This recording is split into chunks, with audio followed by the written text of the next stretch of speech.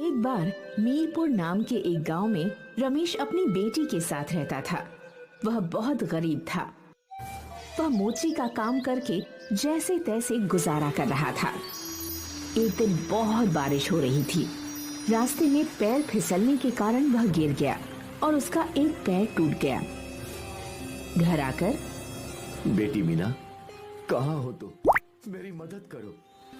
मीना अपने पिता की आवाज सुनकर भाग कर आती है और उन्हें देखकर रोने लगती है और कहती है, पिताजी, आपको इतनी चोट कैसे लग गई? रमेश रास्ते में हुई सारी बात बताता है।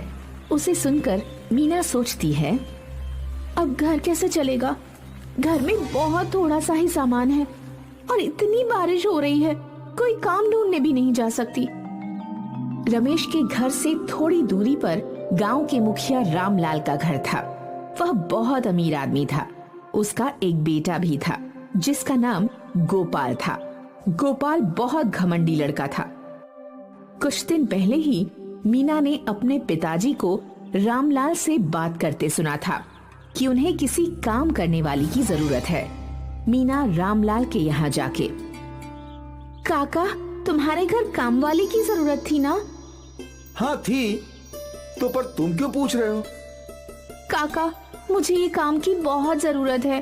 मेरे पिताजी का एक पैर टूट गया है और अब वो काम पर भी नहीं जा सकते हैं। मुझे वो काम वाली का काम दे दो। जितना पैसा आपको ठीक लगे उतना दे देना। रामलाल इस मौके का फायदा उठाना चाहता है और सोचता है, अरे ये तो अच्छा मौका है, कम पैसों में काम वाली मिल गई। अच्छा ठीक है, कल से आ जाना। मीना सुबह उठती है और पहले घर का सारा काम करती और फिर अपने पिताजी को दवा देती। उसके बाद रामलाल के घर जाती और सारा काम करती। काका, सारा काम हो गया, अब मैं घर जाऊं? ठीक है, जाओ, कल जल्दी आ जाना। कल गोपाल के कुछ दोस्त आने वाले हैं, तो उनके लिए खाना बना देना। सिर हिलाकर, ठीक है काका।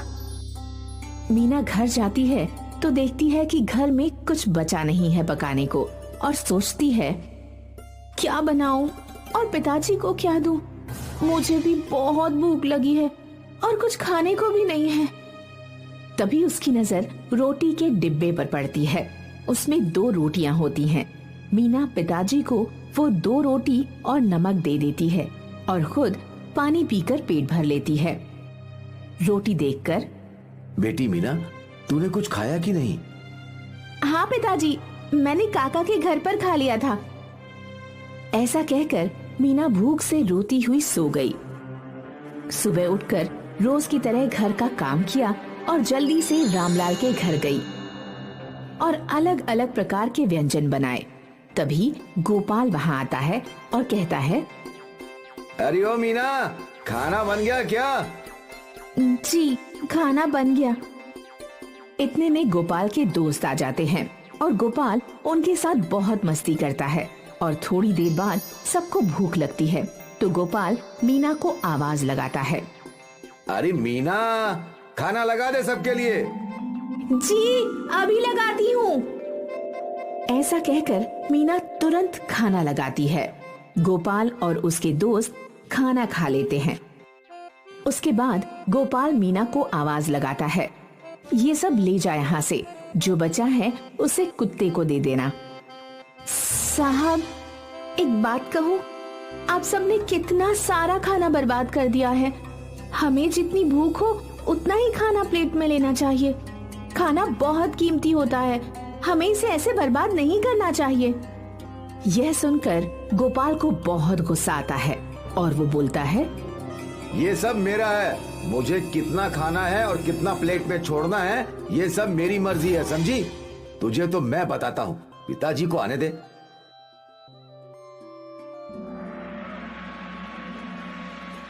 काका, क्या ये बचा हुआ खाना मैं ले लूं? वैसे भी कल इसे कूड़े में ही फेंकता है। ठीक है। अगली सुबह मीना आती है और काम करके बचा हुआ खाना लेकर जा रही होती है। तभी, ये तुम्हारे हाथ में क्या है? बेटा कुछ नहीं, बचा हुआ खाना है जो हम कूड़े में फेंक देते हैं। कुछ दिन बाद मीना रामलाल से अपनी तनख्वाह मांगती है। वहाँ खड़ा गोपाल कहता है, कौन सी तनख्वाह? तुम तो रोज यहाँ से इतना सारा खाना ले जाती हो, तो पैसे किस बात के? साहब, वो खाना तो वैसे भी कूड़े में फेंक देते आप। अगर उससे किसी की भूख मिटती है तो भगवान आपका भला करेगा। पिताजी देखो कैसे बहस कर रही है। जिस दिन मेरे दोस्त आए थे उस दिन भी ये ऐसे ही बहस कर रही थी। पिताजी ना जाने खाने के साथ और क्या क्या ले जाती होगी। ये सब सुनकर रामलाल मीना को बिना तनख्वाह दिए काम से निकाल देता है और मीना रोते हुए वहाँ से चली जाती है। बड़ी आई थी मुझे समझाने, अब पता चलेगा जब भूखे सोना पड़ेगा। मीना सड़क के किनारे बैठकर रोने लगती है। तभी उसकी अध्यापिका वहाँ से गुजर रही होती है। उसे ऐसी हालत में देखकर अध्यापिका मीना से, बेटी मीना, ये तुमने क्या हाल बना रखा है और तुम स्कूल क्यों नहीं आ रही हो? मीना रोते हुए सारी बात अध्यापिका को बताती है।